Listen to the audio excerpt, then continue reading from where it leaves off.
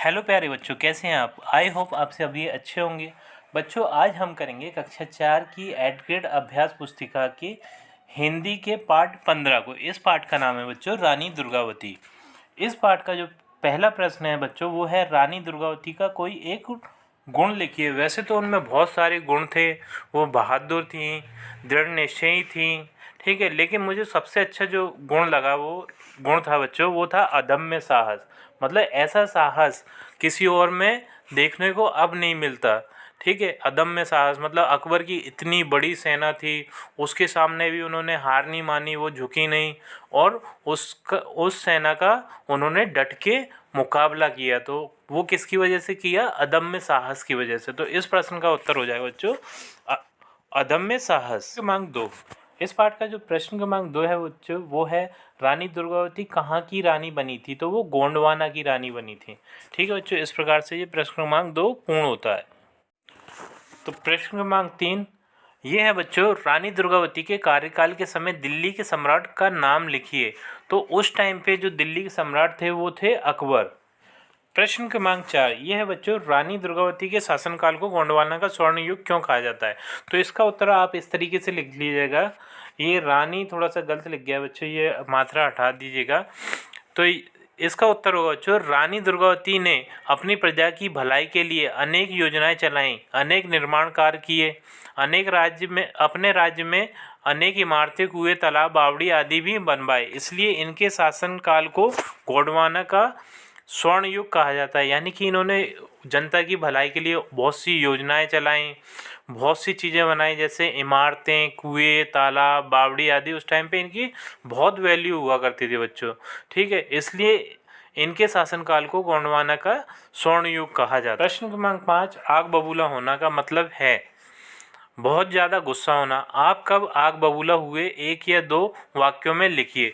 तो इसका उत्तर मैंने इस तरीके से लिखा है बच्चों, जब मेरे एक दोस्त ने मजाक में मेरा पेन तोड़ दिया तो मैं आग बबूला हो गया। यानी कि जब उसने मजाक में मेरा पेन तोड़ा तो मुझे बहुत ज़्यादा गुस्सा आ गया, तो मैं एकदम आग बबूला हो गया गुस्से से, ठीक है। तो इस प्रकार से आप प्रश्न क्रमांक 5 का उत्तर लिख सकते हैं। प्रश्न क्रमांक 6 ये बच्चों, वीरता शब्द का प्रयोग करते हुए दो वाक्य बनाइए। तो जो पहला वाक्य होगा वो है, रानी दुर्गावती ने राजकुमारों के समान वीरता के कार्यों का प्रशिक्षण लिया। तो यहाँ पर हमें इस वाक्य में वीरता का प्रयोग किया है बच्चों। दूसरा वाक्य होगा, भारत के वीरों की वीरता से दुश्मन थरथर कांपता है, ठीक है। तो यहाँ पर इस वाक्य में हमने वीरता का प्रयोग किया है। इस प्रकार से आप प्रश्न क्रमांक 6 का उत्तर लिख सकते हैं। अब बच्चों, हम इस पाठ के प्रश्न क्रमांक 7 को हल करेंगे, जो है रानी दुर्गावती के किन गुणों से आप प्रभावित हुए और क्यों, उसे अपने शब्दों में लिखिए। तो जो रानी दुर्गावती थी, उनके इन गुणों से बच्चों हम प्रभावित हुए। पहला गुण था वो था बहादुरी। तो वो बचपन से ही बहादुर थी और वो लड़कों के समान बंदूक और है ना क्या कहते हैं, तीर कमान वगैरह चलाती थी और शिकार पर भी जाती थी। तो वो बहादुर थी। दूसरा है सूझबूझ। तो रानी दुर्गावती बड़ी सूझबूझ तथा कुशलता से अपने राज्य का संचालन करती थी। इसीलिए बच्चों, उनका जो शासनकाल है वो गोंडवाना के लिए स्वर्ण युग की तरह है, क्योंकि वो सूझबूझ से अपने शासनकाल को चलाती थी। तीसरा है बुद्धिमानी और चतुराई। तो बुद्धिमानी और चतुराई का प्रमाण वहाँ से मिलता है बच्चों कि जो अकबर की सेना आई थी, तो उससे रानी दुर्गावती ने बुद्धिमानी और चतुराई से विंध्य पर्वत की एक संकरी घाटी में आने के लिए व्यवस्था कर दिया था, ताकि वो अच्छे से लड़ सकें। तो ये तीन गुणों से हम बहुत ज़्यादा प्रभावित हैं। एक तो बहादुरी और दूसरी है सूझबूझ और तीसरी है बुद्धिमानी और चतुराई। तो इस प्रकार से आप इस प्रश्न के उत्तर को लिख सकते हैं। बच्चों, अब हम इस पाठ के मूल्यांकन के प्रश्न उत्तरों को देखेंगे। मूल्यांकन का प्रश्न क्रमांक 1 है, रानी शब्द का क्या आशय है। तो रानी शब्द का आशय होगा बच्चों राजा की पत्नी। राजा की पत्नी को ही हम रानी कहते हैं। बच्चों, अभी जो प्रश्न क्रमांक 2 है वो है, सम्राट अकबर के द्वारा रानी के पास भेजे गए संदेश में क्या लिखा था। तो सम्राट अकबर ने जो संदेश भेजा था उसमें लिखा था कि मेरी गुलामी स्वीकार कर लो या फिर अपने राज्य को मेरे अधीन कर दो, ठीक है। तो इसका उत्तर हम इस प्रकार से लिख सकते हैं, सम्राट अकबर द्वारा रानी के पास भेजे गए संदेश में उसकी अधीनता स्वीकार करने के लिए लिखा था। इस प्रकार से आप प्रश्न क्रमांक 2 का उत्तर लिख सकते हैं। प्रश्न क्रमांक 3 है बच्चों, रानी दुर्गावती का नाम इतिहास में क्यों अमर हुआ।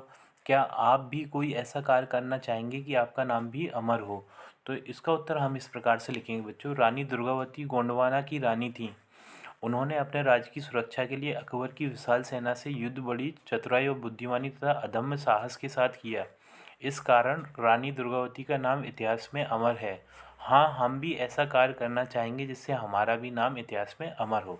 तो इस प्रकार से आप इस प्रश्न का उत्तर लिख सकते हैं बच्चों। ये इस पाठ के अंतिम प्रश्न था और इसी के साथ हमारी वीडियो भी कंप्लीट होती है बच्चों। अगर आपको हमारी वीडियो पसंद आई है तो हमारे इस चैनल को सब्सक्राइब कर दीजिए, जिससे हम इसी प्रकार की आपको और भी वीडियो दे सकें। तो बच्चों मिलते हैं आपसे अपनी अगली वीडियो में।